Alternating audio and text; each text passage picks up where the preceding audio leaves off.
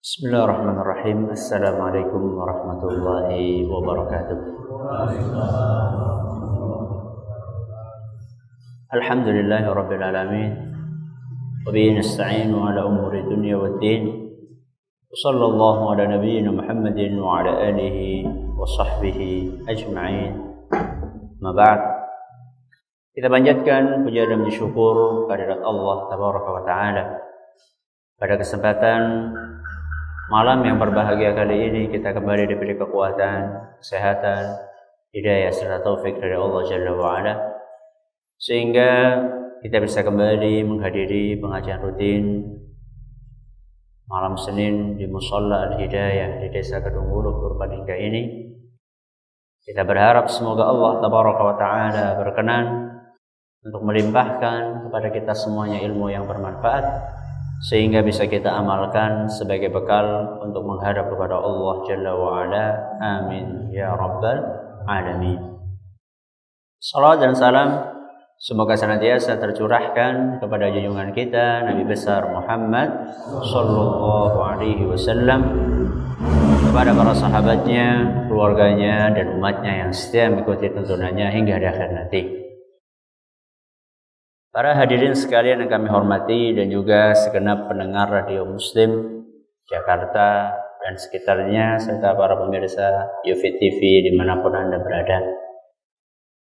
Pada kesempatan yang berbahagia kali ini kita masih akan melanjutkan pembahasan tentang adab di dalam berdoa, di mana pada kesempatan kali ini kita akan membahas sebuah adab yang sangat dianjurkan di dalam agama kita, namun sayangnya masih banyak di antara kita, bahkan mungkin termasuk saya, masih agak jarang mempraktekannya karena mungkin tidak tahu, atau mungkin karena lupa, atau sudah tahu tapi kurang peduli.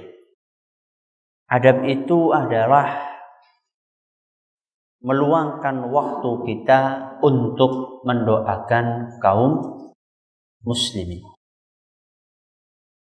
Kita diperintahkan di dalam agama kita untuk meluangkan sebagian dari waktu kita untuk mendoakan kaum muslimin.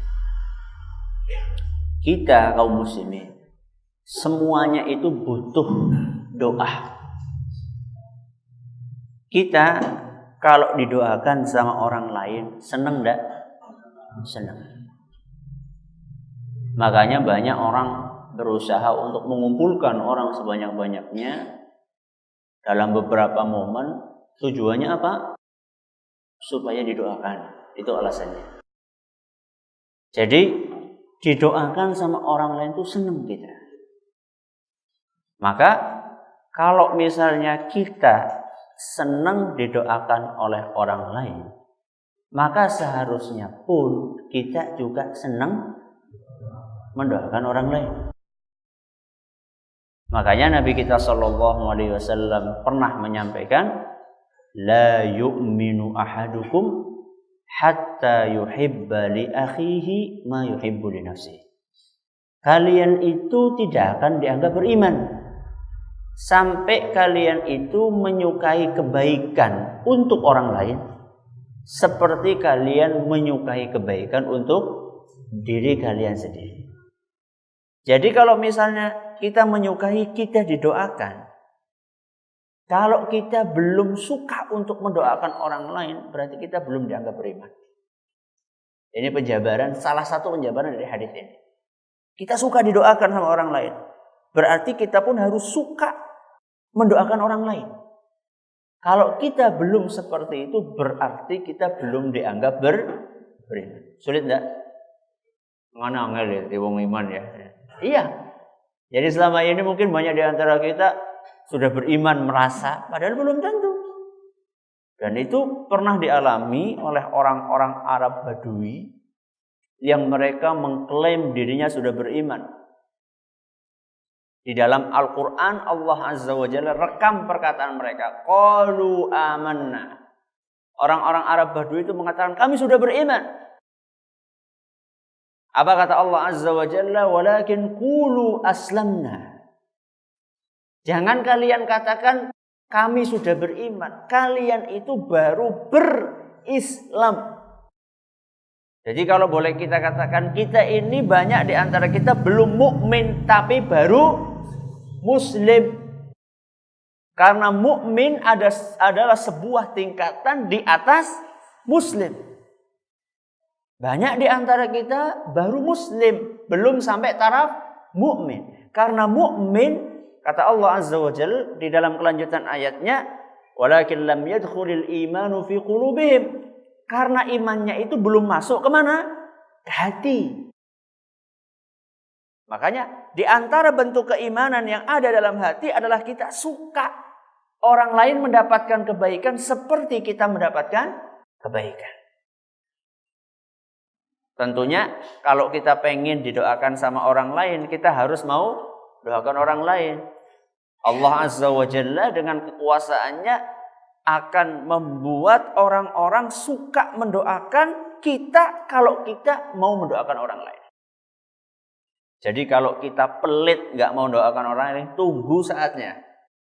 Kapan? Ketika orang-orang nggak mau doakan kita.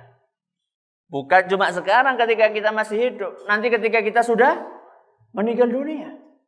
Tapi kalau misalnya semasa kita masih hidup, kita suka mendoakan orang lain, dan mendoakannya itu nggak usah ngomong-ngomong, ya.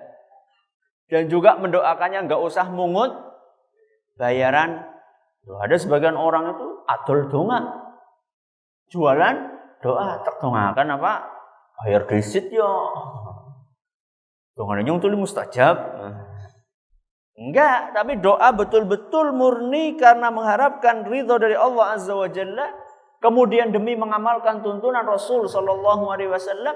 Dan juga supaya nanti kita itu didoakan. Al-jaza'u min jinsil amal, kata para ulama. Ganjaran dari Allah itu sesuai dengan amalan yang kita lakukan.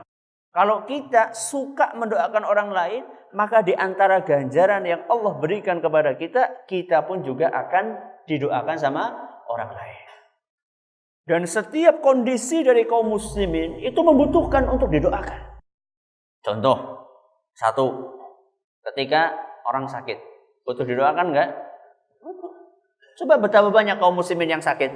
Banyak enggak? Makanya rumah sakit enggak pernah sepi. Bahkan ketika Idul Fitri pun enggak sepi. Coba sekarang ada enggak rumah sakit prei? Nah, iya dokter prei kadang-kadang, tapi rumah sakit prei minggu orang bisa nerima. Ada enggak? Enggak ada.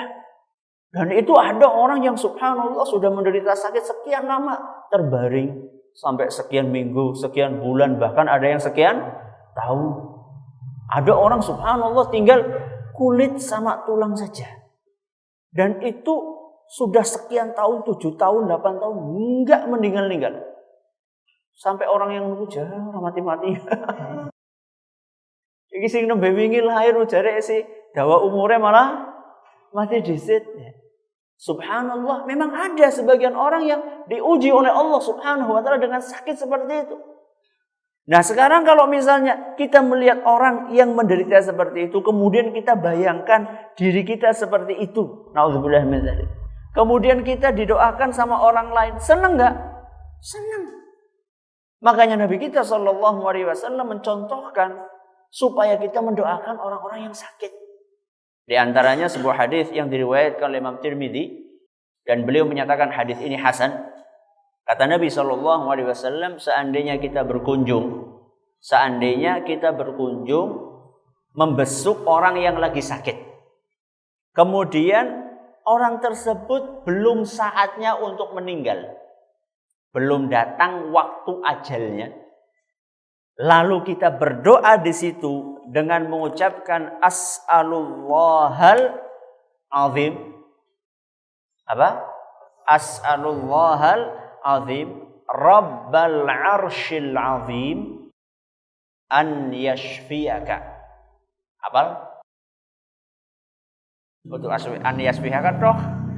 Jadi pertama, as'alullahal azim rabbal arsyil azim an yashfiyaka. Artinya apa?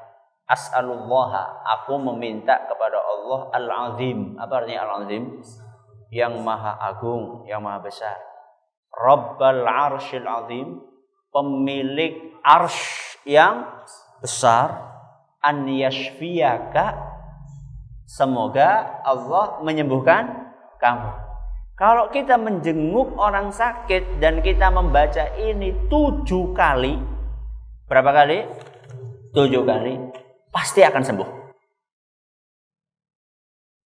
Loh, kok guyu? Benar, ini kata Nabi SAW. Saya menyampaikan apa yang dikatakan oleh Nabi SAW.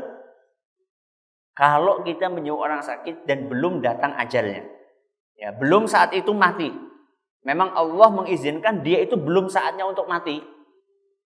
Ya iyalah kabian ya. Loh ya nggak mesti. Ada orang belum saatnya mati tapi urung saatnya mari. Ada nggak? Ada. Jadi kalau Allah menakdirkan itu orang belum saatnya meninggal, kemudian kita bacakan doa tadi berapa kali? 7 kali. Pasti sembuh. Ya orang ngerti ya. Apa doanya tadi? As'alullahal azim Rabbal arsyil azim an yashfiyaka.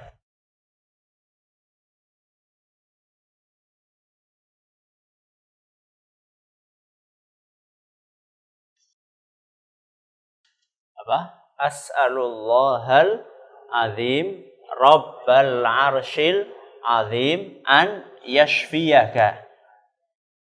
As'alullahal azim, aku meminta kepada Allah yang maha agung.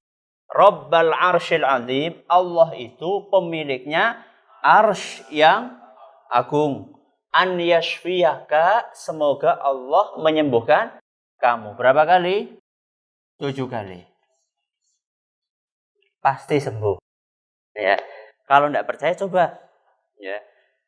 Kalau menjenguk orang sakit, ya, menjenguk orang sakit itu udah mesti kita itu tetangga kita, bapak kita. Pernah nggak bapaknya sakit? Pernah. Ibu kita? Pernah. Anak kita? Ya sudah itu. Jadi kalau misalnya kita tahu anak kita sakit, kemudian ibu kita sakit, bapak kita sakit, atau orang lain sakit, siapa saja, kita doakan dengan ini 7 kali dengan izin Allah, dia itu pasti akan sembuh. Dan ini mengajarkan kepada kita supaya kita itu mendoakan dan peduli dengan kaum muslimin. Jangan sampai kita itu egois, cuma memikirkan diri kita sendiri. Di antara doa juga yang diajarkan oleh Nabi SAW ketika beliau menjenguk orang sakit, Allahumma rabban nas mudhibal ba's ishfi antas syafi la shifaa illa shifauka shifaan la yughadiru saqama. Apa artinya? Allahumma rabban nas, ya Allah, Rabbnya para manusia. Mudhibal ba'si, sesungguhnya engkau adalah yang menghilangkan penyakit. Adhibil ba'sa, hilangkanlah penyakit. Ishfi antas syafi, sembuhkanlah, sesungguhnya engkaulah yang maha penyembuh. La shifaa illa shifauka, tidak ada kesembuhan kecuali kesembuhanmu. Shifaan la yughadiru saqaman, aku memohon agar ini sembuh total.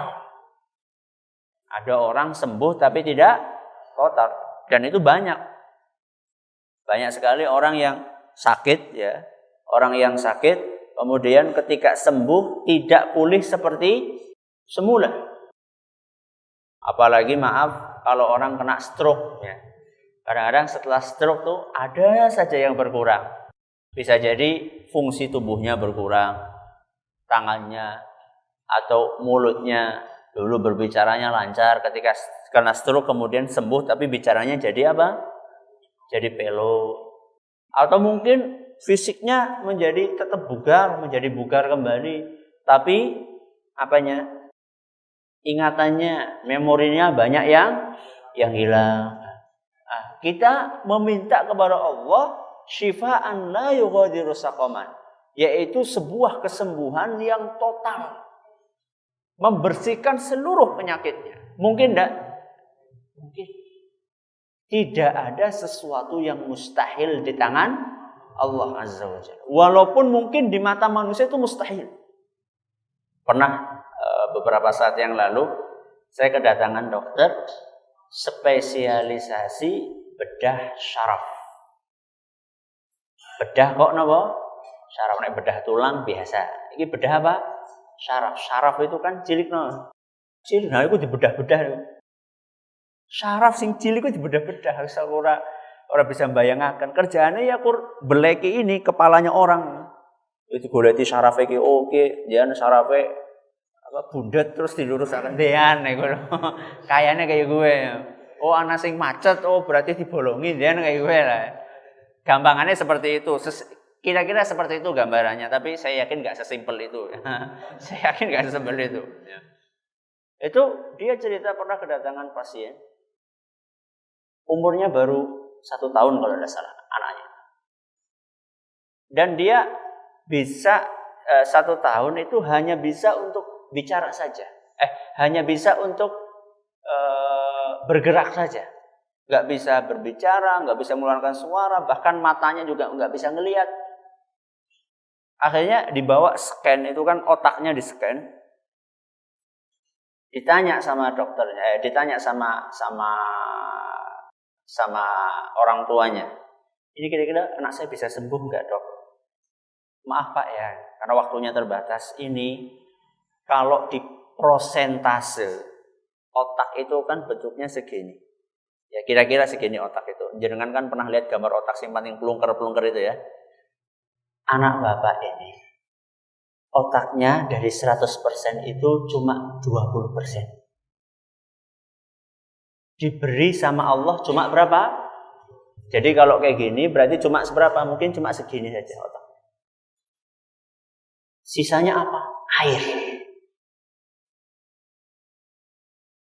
Dokternya, wah kalau saya ini tidak bisa mengembalikan otak yang 80%. Terus bagaimana dong? Ya tinggal nunggu saja. Jadi yang 80% itulah otak yang kemudian menggerakkan mata bisa melihat. Yang menggerakkan mulut bisa berbicara. Yang menggerakkan saraf di tangan bisa memegang, bisa menggenggam. Ini nggak bisa apa-apa. Karena cuma dikasih berapa persen? 20% sama Allah Subhanahu wa Ta'ala. Nah, ketika kita membayangkan seperti itu kan subhanallah, bagaimana sedihnya ya. Orang tua yang dikaruniai anak dan kadang-kadang banyak di antara pasien-pasien yang seperti itu sudah nunggu anak sekian tahun. Berarti itu anak satu-satunya. Allah takdirkan mendapatkan ujian seperti itu. Dan rata-rata, kata dokter tersebut, yang terkena penyakit seperti itu rata-rata adalah orang yang kurang mampu. Coba bayangkan, sudah nggak mampu, sudah nunggu sekian lama anaknya, berusaha begitu banyak, ternyata lahir dalam keadaan seperti itu. Ketika kita doakan orang yang seperti itu dan kita pancing rasa optimis dia, walaupun mungkin dokternya menganggap kalau saya secara dokter manusia nggak bisa mengembalikan, itu kan dokter. Artinya apa? Artinya masih ada harapan lain. Yaitu siapa? Ya Allah Subhanahu wa Ta'ala. Bahkan itu harapan utamanya. Mungkin gak ya Allah mengembalikan 80%? Sangat mungkin. Cuman apa ya kita itu percaya sama Allah Subhanahu wa Ta'ala. Banyak di antara kita ketika kita melihat vonis dari dokter, wah ini kayaknya kemungkinan sembuhnya ini 80%, 20%. Jadi ada sebagian operasi itu dokternya itu wis pasrah, ya wis lah. Kalau bahasa Inggrisnya nothing to lose. Apa nothing to lose? Ya mari ya alhamdulillah, mati ya ora apa-apa, wong pancen harapannya kurang 10%, itu seperti itu ya kira-kira. Sampai kadang-kadang ada sebagian dokter operasi Berhasil, kaget dokternya. Jadi berhasil ya? Karena bisa mari ya. Ada sebagian orang seperti itu. Sampai beberapa kasus saya pernah diceritain tentang kasus ada seorang yang yang baik insya Allah ya, dia itu pembuluh darahnya pecah, kemudian banyak cairan di kepalanya, dan ini harus segera tindakan yang paling cepat itu adalah itu cairan dibuang. Pokoknya cepet-cepet cairannya dibuang. Nek telat mati. Tapi kalau cairan itu dibuang, setelah dibuang itu akan menimbulkan infeksi. Kan mumet itu. Nah, orang cepat-cepat dibuang, mati. Kalau dibuang, dia akan agak mending, tapi setelah itu akan infeksi. Yang namanya dokter itu kan mikirnya pokoknya siki kemudian caranya orang mati disit masalah engko, ya engko. Akhirnya betul dioperasi, buka itu, kemudian dipakai selang, masukkan, dibuang. Betul, langsung dia mulai sadar. Tapi 2 hari kemudian infeksi. Baru kemudian operasi lagi, belek lagi itu kepalanya. Masya Allah, sirah kok janji, diudel-udel ke priwe. Terus gimana caranya supaya gak infeksi? Caranya adalah itu kepala dimasukkan selang, lewat kepala ya dimasukkan, terus masuk ke kepala, terus ke sini, terus dimasukkan ke perut. Saya dok, gue ngelebokakan ke priwe gue. Apa yang gak kayak selang tudut gitu. Ya Allah, subhanallah. Bayangkan orang yang seperti itu, dalam keadaan seperti itu, kemudian kita doakan, senang enggak? Senang. Ya. Makanya sampai dokternya itu kaget ketika mengoperasi orang tersebut, kaget. Ya. Jadi bisa ya isi urip. Saya pikir dia dokternya sudah mengatakan 20-80%. Atau bahkan 10-90%. Artinya 10% berhasil, 90% gagal. Tapi ketika 10% itu yang sangat kecil peluangnya, itu didorong dengan doa. Doanya istrinya, doanya anaknya yang tulus, doanya ibunya, doanya tetangganya, doanya muridnya, doanya kaum muslimin secara umum. Maka yang 10% itu akan naik menjadi 20, 30, 40, sampai 90%. Kemungkinan berhasilnya naik 90%, kemungkinan gagalnya menjadi berapa? 10%. Karena kekuatan apa? Doa. Ini kondisi yang pertama. Contoh kaum muslimin itu butuh untuk didoa. Kondisi yang lainnya adalah ketika dia meninggal. Katakanlah dia sakit, didoakan, ternyata Allah menghendaki dia meninggal. Setelah meninggal pun, dia membutuhkan doa dari kita. Karena di kuburan dia sudah menghadapi eksekusi, menghadapi keputusan dari Allah Azza wa Jalla. Sudah nggak bisa nambah amalan lagi saat itu. Karena waktu beramal dia sudah habis. Saat itu dia hanya selain mengandalkan sedekah jariyah dia, juga mengandalkan doanya kaum muslimin. Makanya di dalam Al-Quran Allah Azza wa Jalla menjelaskan orang-orang yang beriman, alladzina ja'u min ba'dihim yaquluna, dan orang-orang yang datang sesudah masa kaum mukminin, mereka berdoa, Rabbana ighfir lana wa li ikhwanina alladzina sabaquna bil iman. Apa artinya? Rabbana ighfir lana, ya Allah, ampunilah kami. Cukup sampai di situ? Jangan egois. Allah Subhanahu wa taala mengajarkan kita supaya tidak egois. Yang pengen selamat itu bukan cuma kita. Orang lain juga pengen selamat. Walaupun namanya bukan selamat. Orang lain juga pengen selamat. Jadi yang pengen selamat bukan cuma kita. Rabbana ighfir lana, ya Allah ampunilah kami. Wa li ikhwanina, dan juga untuk saudara-saudara kami, alladzina sabaquna bil iman. Apa artinya? Orang-orang yang sudah mendahului kami dengan keimanan mereka, alias kaum mukminin yang hidup sebelum kami. Wala taj'al fi qulubina ghillan lil ladzina amanu. Ya Allah, janganlah engkau jadikan di dalam hati kami ini perasaan dengki kepada kaum mukminin. Baik mereka yang masih hidup maupun yang sudah meninggal. Hati-hati ya. Yang masih hidup hati-hati, kaum mukminin jangan dibenci ya. Karena itu bukan ciri khasnya kaum mukminin. Kalau masih suka membenci kaum mukminin itu bukan ciri khasnya seorang mukmin. Seorang mukmin itu hatinya bersih. Ketika melihat saudaranya yang sama-sama beriman, tidak boleh dia membencinya. Makanya di sini dimintakan oleh orang-orang yang beriman pada zaman dahulu sebagaimana direkam oleh Allah Subhanahu wa taala, "Wala taj'al fi qulubina ghillan lil ladzina amanu, Rabbana innaka raufur rahim." Ya Allah, sesungguhnya Engkau itu adalah maha lembut dan juga maha penyayang. Ini doa ada dalam Al-Qur'an surat Al-Hasyr ayat 10. Ayat berapa? Ayat 10. Ini salah satu kondisi. Kondisi yang kedua. Kondisi yang ketiga, di mana kaum mukminin itu sangat membutuhkan doa kita adalah kondisi ketika kaum muslimin menghadapi malapetaka, menghadapi fitnah, menghadapi ujian dari Allah Subhanahu wa taala. Sekarang ini mungkin kita merasa nyaman karena kita berada dalam ketenangan, keamanan.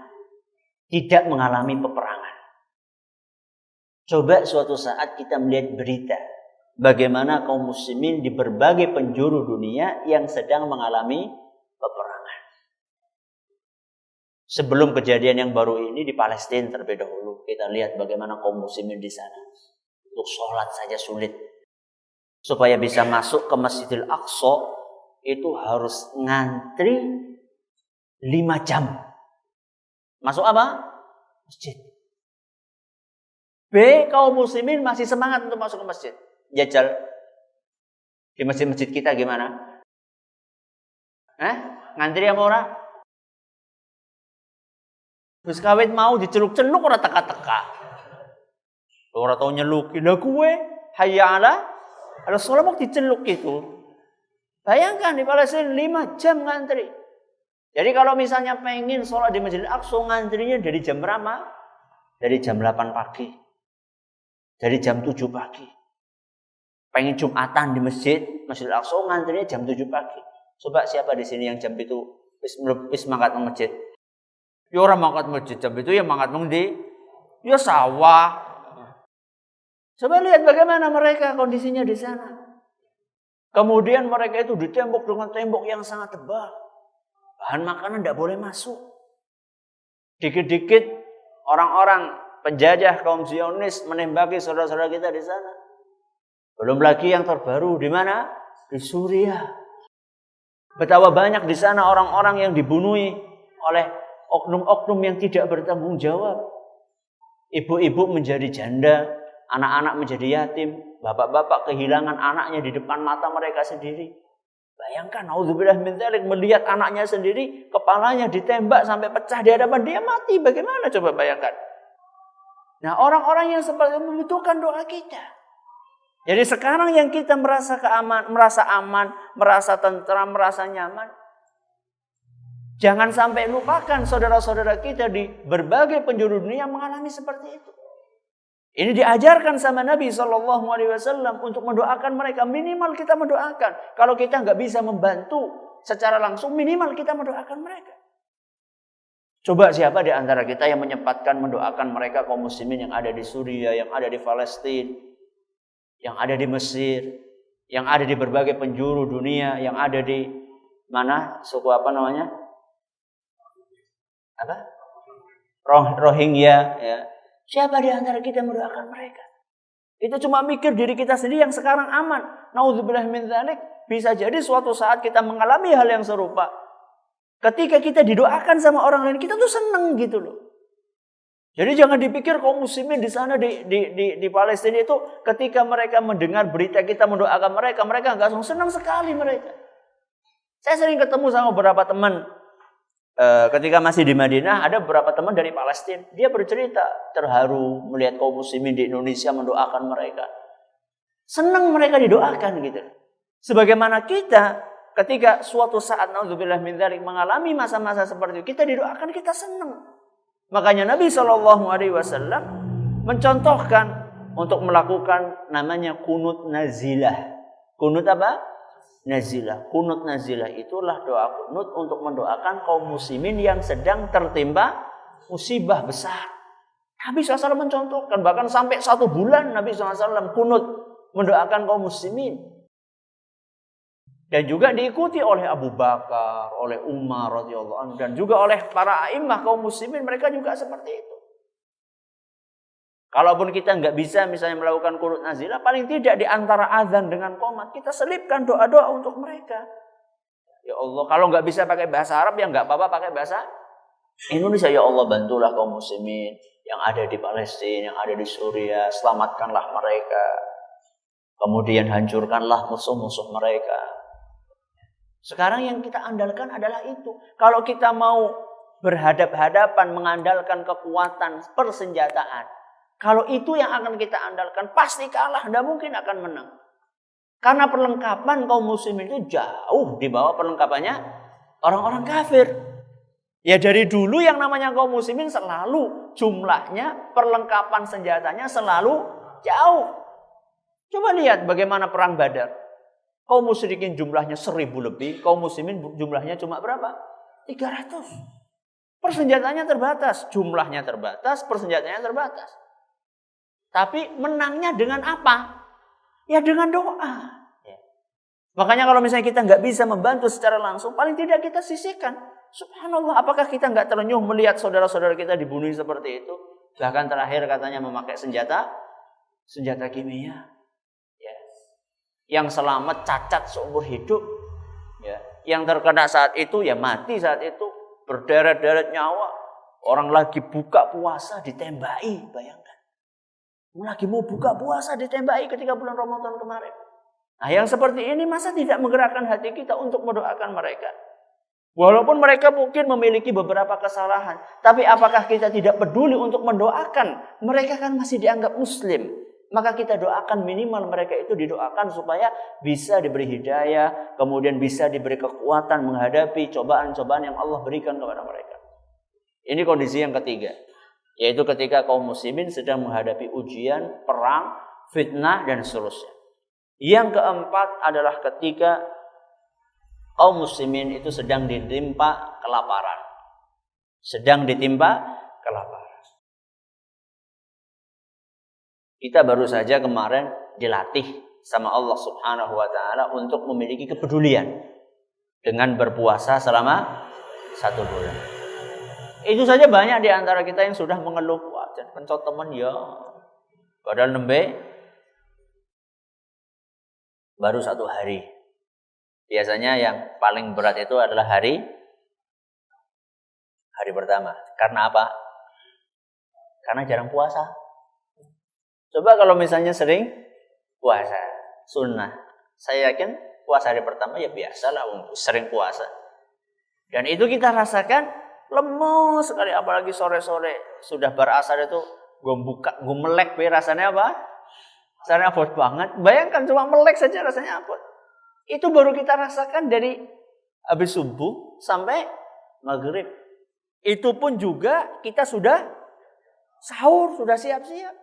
Coba kaum muslimin yang kelaparan mereka. Gak ada sahurnya mereka karena gak ada yang dijadikan untuk sahur. Dan itu selama sehari, 2 hari, 3 hari. Kadang-kadang cuma makan ya seadanya saja. Nasi pun kadang-kadang nasi basi. Itu pun juga lauknya cuma uyahnya. Sekarang saya yakin banyak di antara kita yang sudah tidak mengalami lagi di rumahnya semiskin apapun laweh kur uyah. Itu kayaknya kalau sekarang itu ada di negeri antah berantah kayaknya. Jadi cerita yang dulu-dulu mungkin. Atau kalaupun ada itu sedikit, rata-rata dari kita ya paling ora anak jangane, paling ora anak kerupuk, anak segane. Coba sekarang siapa di antara kita yang makan tiwul? Ada enggak? Banyak di antara kita udah enggak. Ya. Sudah beras, walaupun beras raskin. Walaupun beras raskin, tapi mending kan beras. Coba yang lainnya, mereka makannya dulu tiwul. Coba bayangkan bagaimana mereka kelaparan seperti itu. Atau jangan melihat orang yang makannya tiwul. Lihat orang yang enggak makan sama sekali, bagaimana coba. Nah, apakah mereka itu tidak berhak untuk kita doakan? Supaya Allah Subhanahu wa taala membantu mereka segera mengangkat kemiskinan dari diri mereka. Al-mu'minu, kata Nabi SAW, lil mu'mini kal bunyani. Kaum mukminin buat mukmin yang lain itu seperti bangunan. Yashuddu ba'duhu ba'dha. Saling apa? Menguatkan. Dalam hadis lain Nabi SAW menceritakan mathalul mu'minina fi tawadihim wa tarahumihim wa ta'atufihim. Kaum mukminin, perumpamaan mereka dalam masalah kasih sayang, saling membantu, saling belas di antara mereka, kal jasadil wahid, seperti satu tubuh. Idza ishtaka minhu udwun tada'a lahu sairul jasadi bis-sahri wal humma. Kalau misalnya salah satu dari anggota tubuh ini sakit, maka anggota tubuh yang lainnya akan bersolidaritas. Solidaritas untuk apa? Untuk ikut merasakan sakit. Sering saya contohkan di sini. Kalau misalnya yang sakit giginya, maka tangannya juga akan bersolidaritas. Apa yang dilakukan oleh tangan? Terus ya. Padahal wallahu alam itu ada sembuh apa enggak tahu saya. Tapi lihat bagaimana solidaritasnya tangan gitu. Jadi apa ada orang sakit gigi tangannya diem aja. Oh nyong rala iki sing rara tuh dikok. Tidak ada, kecuali kalau orang tangannya lumpuh. Ini tangannya tangannya mulus-elus. Kemudian mata juga ikut solidaritas. Solidaritasnya apa? Nangis. Kemudian lisannya juga ikut solidaritas. Apa lisannya? Ya paling ora aduh atau ndonga ya lisannya. Baca doa yang diajarkan oleh Nabi SAW. Kakinya juga ikut solidaritas. Apa kakinya? Gedebukan. Itu gedebukan. Kakinya apa? Jalan kemana? Jalan berobat. Semuanya lihat, bayangkan. Itu seharusnya kaum muslimin seperti itu. Kalau misalnya kita melihat ada orang yang fakir, kita punya kelebihan rezeki, kita berikan kepada mereka. Bahkan pada zaman para sahabat Nabi SAW, bukan hanya kelebihan rezeki, rezeki yang mereka miliki diberikan sama orang lain. Sekarang banyak di antara kita makanannya terbuang-buang begitu saja di rumah. Roti berbada gue, masya Allah, orang tong-tong, nanti blenger. Sampai roti-roti yang itu loh, yang apa yang itu kalek roti-roti pasta-pasta apa itulah yang dijual kalau musim lebaran itu ramai banget itu, yang kuning-kuning, masanya coklat-coklat itu. Itu kadang sampai sekarang nggak habis-habis ya. Padahal banyak orang yang masih butuh makan untuk itu. Maka ini perlu kita hidupkan di dalam diri kita sebagai kaum muslimin, bahwa salah satu yang diajarkan di dalam agama kita, etika adalah mendoakan kaum muslimin dalam sekian kondisinya. Ketika mereka sakit, ketika mereka sudah meninggal dunia, ketika mereka sedang ditimpa musibah, dan juga ketika mereka sedang kelaparan atau menderita kemiskinan. Dan juga dalam kondisi-kondisi lain kita diperintahkan untuk mendoakan kaum muslimin. Semoga yang sedikit ini bisa memotivasi kita untuk bersemangat mendoakan saudara kita. Allah Ta'ala a'la wa a'lam. Terima kasih atas perhatiannya. Mohon maaf segala kurangnya. Kita tutup. Subhanakallahumma bihamdika asyhadu an la ilaha illa anta astaghfiruka wa atubu ilaik. Assalamualaikum warahmatullahi wabarakatuh.